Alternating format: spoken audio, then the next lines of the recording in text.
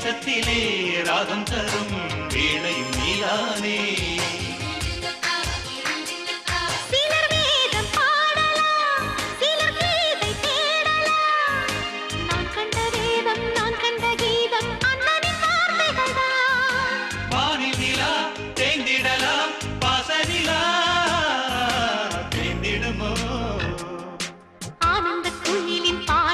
தினம் எங்களின் வீட்டுக்குள்ளே பூக்களின் நனையும் காற்று தினம் எங்களின் தோட்டத்திலே கிளிகளின் கூண்டுக்குள்ளே புது உலகம் பிறந்ததே.